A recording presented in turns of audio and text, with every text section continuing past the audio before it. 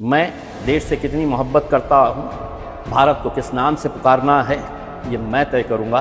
सुधीर चौधरी आज तक या आपके जैसी जहनियत रखने वाले लोग हमें ये बताएंगे नहीं, और ना हम सुनने वाले हैं उसमें। सुधीर चौधरी साहब, शब्दों का थोड़ा सा लिहाज रखिएगा उसमें। आदाब, नमस्कार, सत श्री अकाल। 23 सितंबर 2024 एक तिरंगा रैली पूरे महाराष्ट्र से हर गाड़ी के ऊपर तिरंगा लहराते हुए हाथ में संविधान लेकर हम मुंबई की तरफ गए थे। बहुत भव्य रैली थी, सारी दुनिया ने उसे देखा। लेकिन उस रैली के बाद मीडिया का क्या रवैया था इस रैली के ताल्लुक़ से आपने बहुत सारे टेलीविज़न चैनल्स के अंदर और कुछ बिकाऊ यूट्यूब के ज़रिए आपने देखा होगा। मीडिया और मजलिस का एक अलग रिश्ता है। मजलिस मीडिया में जाती नहीं और मीडिया को मजलिस के बगैर नींद आती नहीं। कहीं ना कहीं कुछ ना कुछ ढूंढते रहते हैं कि इनके खिलाफ क्या लिखा जाए, कैसे इन्हें और बदनाम किया जाए करके। मैंने इससे पहले एक रिपोर्ट बनाया था कि रिपब्लिक भारत, बहुत बड़ा ग्रुप, हिंदी चैनल, अपनी सारी हदों को पार करते हुए, बेईमानी की हदों को पार करते हुए उस रैली के अंदर लाठीचार्ज के कुछ वीडियोस डाले गए थे। हमारी रैली के अंदर लाठीचार्ज, कहीं दिल्ली के करीब 1.5-2 साल पहले हुई लाठीचार्ज के विजुअल डालकर यह बताया गया था कि देखिए वहां पर बंबई में घुसने से पहले कैसा लाठियों से इन्हें भूना गया है करके। हमने पूरा पोस्टमार्टम करके रिपब्लिक भारत के बिल्कुल रिपब्लिक भारत को हमने पूरी तरीके से उधेड़ दिया था। उनकी सच्चाई देश के सामने लेकर आई। वरना लोग तो यही समझते रिपब्लिक भारत को देखकर कि कैसा देखिए इस रैली के अंदर। लेकिन हमने भी सोचा कि अब हम खामोश बैठने वाले नहीं हैं, जवाब हम देंगे। जी न्यूज़ वाले ने कुछ अपने तौर के ऊपर हमें बदनाम करने के लिए कहीं का वीडियो उठा के डाल दिया और हमारे ऊपर सवाल उठाना शुरू कर दिया, उसका भी जवाब हमने दिए। और आज बारी है आज तक सबसे तेज चैनल की, और उसके एंकर है सुधीर चौधरी साहब। 23 तारीख के दिन रैली निकली, 25 तारीख के दिन प्राइम टाइम में सुधीर चौधरी साहब, बड़े सीनियर जर्नलिस्ट है, इन्होंने 9 मिनट की एक रिपोर्ट तैयार की हमारे रैली के ऊपर। कहते हैं ना कि जहर में मिठास घोल कर कैसे पिलाया जा सकता है, उनकी रिपोर्ट देखने के बाद आपको समझ में आएगा। 9 मिनट आपके पास वक्त नहीं होगा, लेकिन ये रिपोर्ट मैं चाहूँगा कि पहले आप वो रिपोर्ट ज़रूर देखें, उनकी, सुधीर चौधरी की, जो आज तक के ऊपर उन्होंने दिखाए थे। और उस रैली का पूरा उन्होंने वर्णन किया था, एक्सप्लेन किया था, और उन्होंने बताया था कि एक नया शब्द आया है, इस्लाम और तिरंगा। नया शब्द, इस्लाम और तिरंगा। इसको लेकर उन्होंने पूरा उसका बड़ा ब्रॉडली उन्होंने उसको एक्सप्लेन किया। और उन्होंने कहा कि अब मुसलमान जो है, अब अपनी रणनीति बदल रहा है और अपनी नई स्ट्रैटेजी तैयार कर रहा है, और वो अब मुसलमान इस देश का अपने हाथ में तिरंगा ले लिया है। अब सुधीर चौधरी साहब, शब्दों का थोड़ा सा लिहाज रखिएगा उसमें। अब नहीं, 1947 के अंदर जब ये देश आज़ाद हुआ है सुधीर चौधरी साहब, तो हमारे पूर्वजों से पूछा गया था कि आप यहां रहना चाहेंगे या पाकिस्तान जाना चाहेंगे। जिन्हें जाना था वो पाकिस्तान चले गए। मेरे पूर्वजों ने कहा कि ये नहीं, ये सरजमीन हमारी है, इस मिट्टी में हम पैदा हुए हैं और इंशाल्लाह इसी मिट्टी के अंदर दफन होंगे। 1947 को जब देश आज़ाद हुआ और हमें तिरंगा मिला, तो उसी दिन से इस मुल्क के मुसलमानों ने बड़े गर्व से, बड़े अभिमान से, बड़े फ़ख्र से उस तिरंगे को अपने हाथ में ले लिया। किस बुनियाद के ऊपर सुधीर चौधरी साहब आप ये कह रहे हैं कि अब मुसलमान अपने हाथ में तिरंगा उठा रहा है करके? सुधीर चौधरी साहब ने इसके ताल्लुक से क्या कहा है, पहले ये सुन लीजिएगा। आपके लिए एक नया शब्द हम लेकर आए हैं, और आज का नया शब्द है इस्लाम और तिरंगा। और आज इस्लाम और तिरंगे की हर जगह बात हो रही है हमारे देश में। यह नया एक कॉम्बिनेशन आया है, इस्लाम तिरंगा।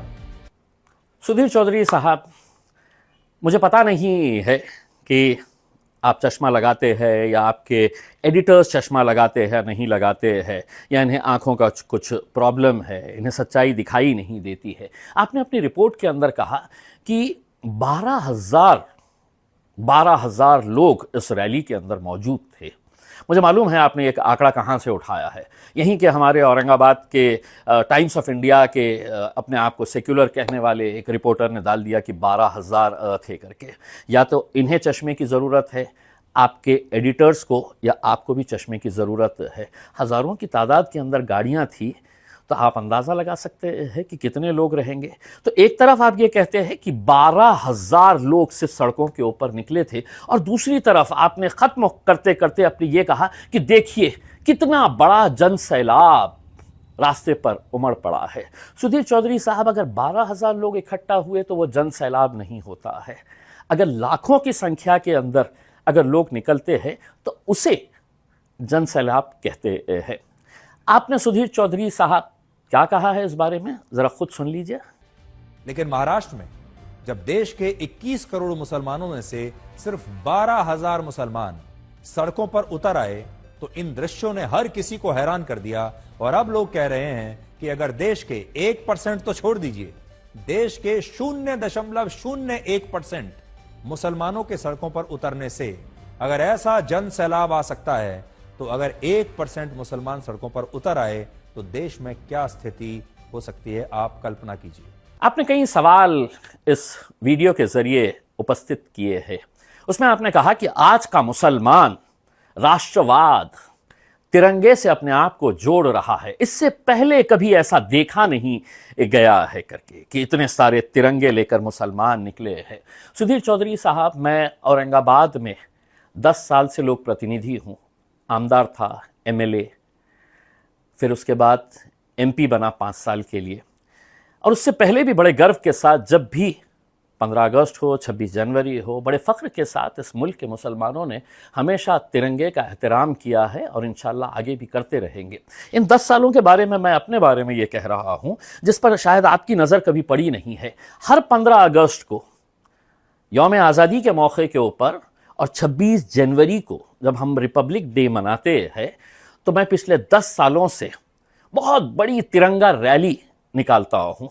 हम बड़े फ़ख्र के साथ सभी लोग जमा होते हैं, हम झंडा, हमारा गर्व से हम वहाँ पर सलामी देते हैं, और उसके बाद शहर के गलियों से, रास्ते से होते हुए ये तिरंगा रैली पिछले 10 सालों से हम लोग निकाल रहे हैं। हज़ारों की तादाद के अंदर, 12,000 नहीं, हज़ारों की तादाद के अंदर लोग अपने हर गाड़ी के ऊपर तिरंगा लगाकर, और उसमें कई सारे ऐसे होते हैं कि जिनके सर के ऊपर टोपी होती है, दाढ़ी वाले है, आप देखकर, हुलिया देखकर पहचान सकते हैं, अरे ये तो मुसलमान है करके। इसमें तो इन 10 सालों के अंदर कभी आपको नज़र नहीं आया कि हम तिरंगा आज नहीं उठा रहे हैं, हम तिरंगा बहुत पहले से उठाते आ रहे हैं। और मैं ही क्या, मेरे पार्टी के अध्यक्ष अपने दफ्तर में तिरंगा लहराते हैं, कभी आपके ऊपर नज़र नहीं पड़ी इनके ऊपर?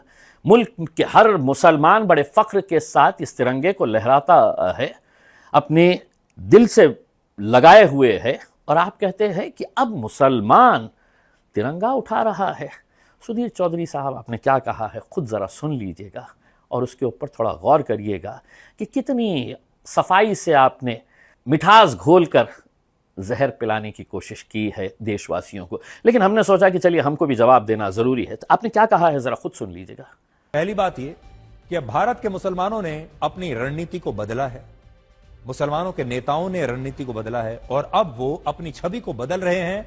और अब आज का मुसलमान अपने आप को राष्ट्रवाद से और तिरंगे से जोड़ रहा है। इससे पहले आपने इस तरह की रैली में तिरंगे झंडे का इस्तेमाल कभी नहीं देखा होगा। लेकिन पहले जब मुसलमान इस तरह की यात्राएं निकालते थे, विरोध प्रदर्शन किया करते थे, रैली किया करते थे, तब इनमें उनके हाथों में हरे रंग के धार्मिक झंडे होते थे। आप याद कर लीजिए, हरे रंग के धार्मिक झंडे उनके हाथ में हुआ करते थे इससे पहले। लेकिन यह शायद पहली बार है जब मुसलमानों ने धार्मिक झंडों की बजाय राष्ट्रीय ध्वज, तिरंगा हाथ में लेकर यह यात्रा निकाली है, और ठीक उसी तरह से अपनी एकता दिखाई है जैसे हमारे देश में हिंदूवादी संगठन राष्ट्रवाद के नाम पर अपनी रैलियों में तिरंगा लेकर सड़कों पर उतरते हैं। तो मुसलमानों के हाथ में इस बार हरे रंग का झंडा नहीं है, बल्कि तिरंगा है, और मुसलमान राष्ट्रवाद और तिरंगे के साथ सड़कों पर उतरा है। सुधीर चौधरी साहब, आपने ये भी सवाल उठाया कि इससे पहले मुसलमान जब निकलता था तो हरे झंडे लेकर निकलता था उसमें। जी हाँ, इस मुल्क के अंदर क्या करें सुधीर चौधरी साहब, रंगों को भी बांट दिया गया है। किसी ने कुछ रंग उठा लिया है, किसी ने कुछ रंग उठा लिया है, हम तो तिरंगे को अपनाते हैं। तो आपने ये कहा कि इससे पहले मुसलमान जब निकलता था तो हरा झंडा लेकर निकलता था। आपने ये बोलते वक्त आपके उस स्क्रीन के ऊपर हरा झंडा दिखाया गया, लेकिन वो किस मौके के ऊपर था? हमारे शिया बरादरान जो है, हमारी शिया कम्युनिटी जब मुहर्रम का ताज़िया लेकर जाती है, मुहर्रम का जुलूस निकलता है, तो आपने उस जुलूस की तस्वीरें दिखा दिए हैं और उसमें आपने एक हरा झंडा दिखा दिए है। ये कोई सियासी मामला नहीं था, ये एक रिलीजियस ओकेजन के आपने विजुअल्स दिखा दिए। ये कहते कि मुसलमान जब भी निकलता तो हरा झंडा लेकर निकलता है करके, और आपने है तो हमारे शिया भाइयों के मुहर्रम के जुलूस की वो तस्वीरें दिखा दी, वो वीडियो चला दिया जहां पर वो हरा झंडा नज़र आ रहा है।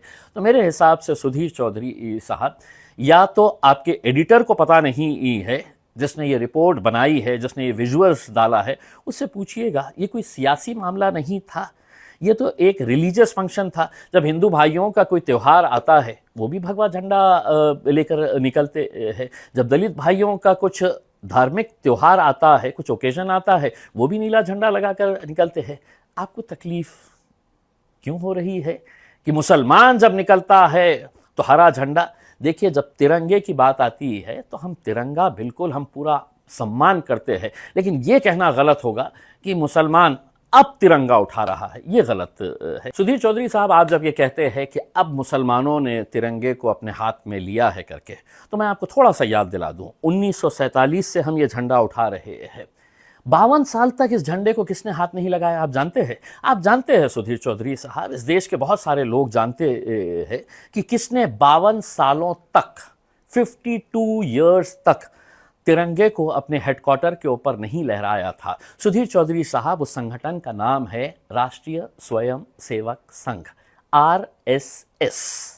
शायद मेरे हिसाब से आपका भी ताल्लुक़ वहीं से है, इसीलिए आप हमारे ऊपर इल्ज़ाम लगा रहे हैं। हमने तो फ़ख्र के साथ 1947 से लगातार इस झंडे को अपनाया है। अब 3 बड़े सवाल इनसे और पूछने चाहिए, जिनमें पहला बड़ा सवाल यह है कि तिरंगे के साथ यात्रा निकालने के बाद क्या अब ये लोग राष्ट्रगान पर भी बिना किसी आपत्ति के खड़े होना शुरू करेंगे? दूसरा सवाल, क्या वो भारत माता की जय के नारे भी लगाएंगे? और तीसरा, उनके लिए पहले देश है या पहले धर्म है? सुधीर चौधरी साहब, आपने 9 मिनट की रिपोर्ट ख़त्म करते वक्त अपना एक फ़ैसला सुनाया है। आप जज बनकर इस मुल्क के मुसलमानों से सवाल किए हैं। आपने 3 सवाल पेश किए हैं, जो बहुत ही भद्दे किस्म के सवाल आपने देश के मुसलमानों से किए हैं। आपका पहला सवाल ये है कि क्या अब ये सब देखने के बाद इस मुल्क का मुसलमान राष्ट्रगान के मौके के ऊपर बिना किसी आपत्ति के खड़े रहेगा? मैं सुधीर चौधरी साहब आपको, आपके चैनल को चुनौती देता हूं, चैलेंज करता हूं। आप बताइए, कब और कहां किस मुसलमान ने राष्ट्रगान होते वक्त सम्मान के साथ, गर्व के साथ, अभिमान के साथ, फ़ख्र के साथ खड़ा नहीं रहा है करके? और आप खुलेआम कह रहे हैं कि मुसलमान क्या आप राष्ट्रगान के मौके के ऊपर बिना आपत्ति के खड़े रहेगा? हम खड़े रहते हैं उसमें, लेकिन इस सवाल के ज़रिए आपने अपने और अपने चैनल की सोच ज़रूर लोगों तक पहुंचाने की कोशिश की है। आपने दूसरा सवाल ये किया है कि क्या अब मुसलमान भारत माता की जय के नारे लगाएगा? सुधीर चौधरी साहब, इस देश को अलग अलग नामों से पुकारा जाता है। कोई हिंदुस्तान कहता है, कोई भारत कहता है, इंडिया कहता है। उसमें मैं अगर ये कहूँगा कि मैं जय हिंद कहूँगा, जय भारत कहूँगा, और आप मुझ पर थोपेंगे कि नहीं आपको ये नारा लगाना है, तो सुधीर चौधरी साहब, आप जो कहेंगे मैं उसका पालन नहीं करूँगा। मैं देश से कितनी मोहब्बत करता हूँ, क्या नारे लगाना है, भारत को किस नाम से पुकारना है, जय जयकार करनी है, ये मैं तय करूँगा। सुधीर चौधरी आज तक या आपके जैसी जहनियत रखने वाले लोग हमें ये बताएंगे नहीं, और ना हम सुनने वाले हैं उसमें। यकीनन इस मुल्क से हम मोहब्बत करते हैं, लेकिन आप कौन होते हैं हमें सर्टिफिकेट